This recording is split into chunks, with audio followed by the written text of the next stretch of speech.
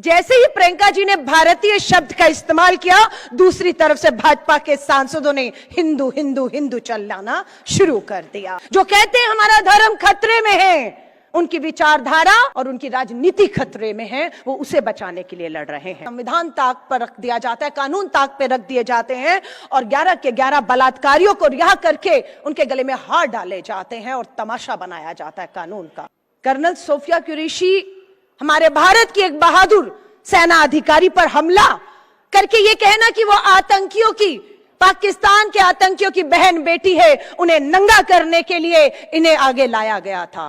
ये किस आधार पर कह दिया भाजपा के उस मंत्री ने? काली टोपी कम दिखती है और हाफ पैंट फुल पैंट में बदल गई है, लेकिन यहां पर बैठी ये भी कह रही थी कि उनकी काली टोपी से लड़ने के लिए हमारे काले कोट के वकील पूरी तरह से उनकी विचारधारा, उनकी सोच पर प्रहार करने के लिए मुस्तैदी से खड़े हैं। मुद्दा दिया गया है आज का, जो सबको दिया गया है, धर्म और संविधान।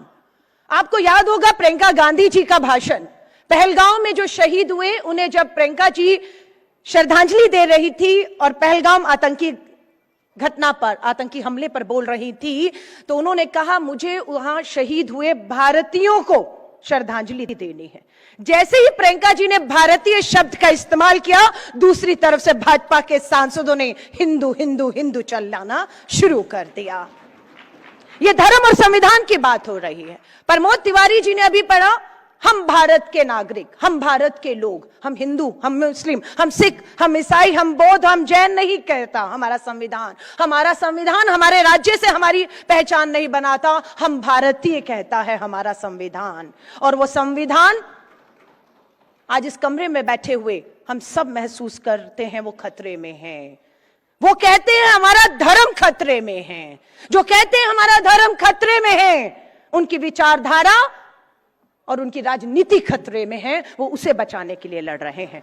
और अगर हम कहते हैं हमारा संविधान खतरे में है, तो हमारा यह मानना होता है कि उस संविधान में मिले 140 करोड़ लोगों के हक और अधिकार, समानता खतरे में आती है। आज हम भाग्यशाली हैं कि हमारे पास एक ऐसा नेता है जो निडर है, एक ऐसा नेता है जो न्याय के लिए लड़ रहा है, और वो नेता का नाम लोकसभा में नेता विपक्ष श्री राहुल गांधी हैं, जो संविधान की किताब हाथ में लेकर उस संविधान में मिले हक और अधिकारों के लिए बात कर रहे हैं, जातिगत जनगणना की बात करते हैं। कहां है धर्म बीच में आ रहा है? संविधान के एक नहीं अनेकों अनेकों उदाहरण आज हमारे पास हैं। बिल्किस बानो का मामला, गुजरात में लंबी लड़ाई बिल्किस बानो लड़ी, 11 सामूहिक बलात्कारियों के खिलाफ लड़ी। क्या हुआ? होनी तो फांसी चाहिए थी दोषियों को, लेकिन होती है उम्र कैद की सजा। लेकिन उसके बाद क्या होता है? संविधान ताक पर रख दिया जाता है, कानून ताक पर रख दिए जाते हैं और 11 के 11 बलात्कारियों को रिहा करके उनके गले में हार डाले जाते हैं और तमाशा बनाया जाता है कानून का। लेकिन सलाम करती हूं काले कोट में आए सारे वकीलों को, सलाम करते हैं उच्चतम न्यायालय को, उन जजों को जिन्होंने झुकना नहीं स्वीकारा और फैसले को पलटते हुए वापस बिल्किस बानो के 11 बलात्कारियों को जो है अंदर ठूसने का काम किया। विनेश फोगाट की बात करती हूं, संविधान, कानून, सुरक्षा, न्याय। बिल्किस बानो की बात के बाद विनेश फोगाट, भारत की हमारी बेटी, विश्व में पदक जीत कर लाकर हमारा फक्र से सर और तिरंगा ऊंचा करने वाली के खिलाफ यौन उत्पीड़न होता है और दिल्ली, भारत की राजधानी दिल्ली की पुलिस गृह मंत्रालय के डर से एफआईआर करने से इंकार कर देती है। फिर यही काले कोट और फिर वही अदालत बैठती है और फरमान, वहां से आदेश होता है कि एफआईआर की जाए। मैं एक वीडियो भी आपको दिखा रही हूं कि कहां ताकत सत्ता की और कहां कानून और संविधान आमने सामने खड़ा होता है, और वहां हमारा नेता चीख कर कहता है। मामला है कर्नाटका के सांसद प्रज्वल रेवन्ना, जो हासन से मास रेपिस्ट, लेकिन उसके लिए प्रचार करने देश के प्रधानमंत्री उतर जाते हैं। सत्य और असत्य के बीच में फर्क नहीं कि प्रधानमंत्री खड़ा है, प्रधानमंत्री उनके लिए वोट मांग रहा है। सत्य क्या है, असत्य क्या है, जनता को समझ नहीं आ रहा। और दूसरी तरफ श्री राहुल गांधी जी ललकार के वहीं पर उसे बेनकाब करते हुए दिखते हैं। और फैसला आता है कि प्रज्वल रेवन्ना दोषी करार दिया जाता है और उसे सजा देने का ऐलान होता है। वो वीडियो मैं आपके सामने जरूर रखना चाहती हूं कि कैसे देश के सर्वोच्च पद पे बैठा एक शख्स संविधान और कानून की धज्जियां उड़ाता है, आधी आबादी को न्याय से कोसों दूर ले जाता है, और वहीं श्री राहुल गांधी जी अड़े रहते हैं इस न्याय का हक मिलने तक। उस लड़ाई को हमें लड़ने के लिए कहते हैं। मैं एक वो वीडियो है जरूर कहूंगी उसे चलाइए, मात्र 1 मिनट का वीडियो है जहां पर प्रधानमंत्री नरेंद्र मोदी जी प्रज्वल रेवन्ना मास रेपिस्ट के लिए सरेआम सब कुछ जानते हुए वोट मांगते हैं, और वहीं श्री राहुल गांधी जी अड़े रहते हैं। हम धन्यवाद करते हैं श्री राहुल गांधी जी का, हम धन्यवाद करते हैं कर्नाटका की सरकार का, जिन्होंने हमें यह विश्वास दिलाया था कि सरकार बनने के तुरंत बाद फास्ट ट्रैक कोर्ट में केस चलेगा और दोषी करार अगर दिया गया तो सजाएं होंगी। मात्र 14 महीने में कर्नाटक की कांग्रेस की सरकार ने इस मामले को चलाया और अंजाम तक पहुंचाया है।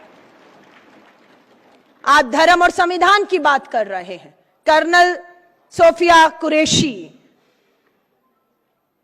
सोफिया कुरैशी हमारे भारत की एक बहादुर सेना अधिकारी पर हमला करके ये कहना कि वो आतंकियों की, पाकिस्तान के आतंकियों की बहन बेटी है, उन्हें नंगा करने के लिए इन्हें आगे लाया गया था। ये किस आधार पर कह दिया भाजपा के उस मंत्री ने? सिर्फ ये कि कर्नल सोफिया कुरैशी का एक वो धर्म है जो भाजपा और आरएसएस को मंजूर नहीं है, इसलिए वो संविधान कानून को हर चीज को ताक पर रखकर इस स्तर पर जाकर अपमानित करने का काम करते। मध्य प्रदेश में विधानसभा का सत्र चल रहा है, धर्म के आधार पर कुछ नहीं होता ना, तो मामला आपको मैं बताती हूं।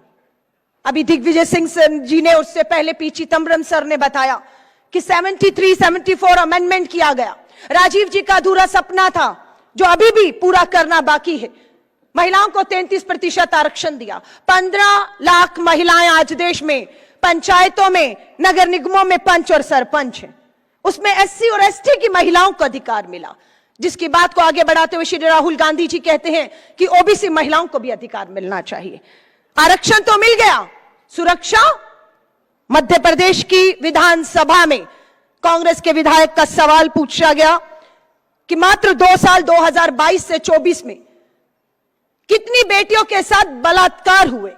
जवाब मिलता है 7,418 7,418 बेटियां, और ये बेटियां सभी की सभी एससी और एसटी समाज से आती हैं, दलित हैं, आदिवासी हैं। 7,418 बेटियां, हर रोज 7 बेटियों का जो एससी हैं, एसटी हैं, आरक्षण दे दिया, लेकिन सुरक्षा देने में यह सरकार पूरी तरह से जो है वो फेल हो रही है। मैं सिर्फ आप लोगों से यह कहूंगी, फिर वही अपनी चर्चा दिग्विजय सिंह जी से मैं पूछ रही थी कि एक समय था आरएसएस खाकी निक्कर में और काली टोपी में दिखता था। उन्होंने कहा वो अपनी पहचान को जो है बहुत खराब हो चुका है, उसे बदलने की कोशिश कर रहे हैं। काली टोपी कम दिखती है और हाफ पैंट फुल पैंट में बदल गई है। लेकिन यहां पर बैठी ये भी कह रही थी कि उनकी काली टोपी से लड़ने के लिए हमारे काले कोट के वकील पूरी तरह से उनकी विचारधारा, उनकी सोच पर प्रहार करने के लिए मुस्तैदी से खड़े हैं।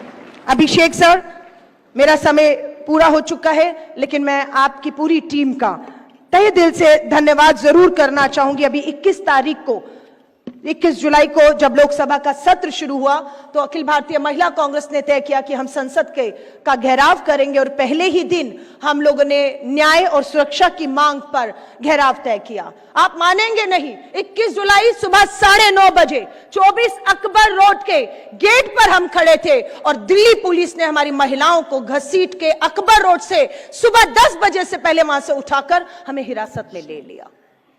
8 घंटे शाम को 6 बजे तक हमें नहीं छोड़ा।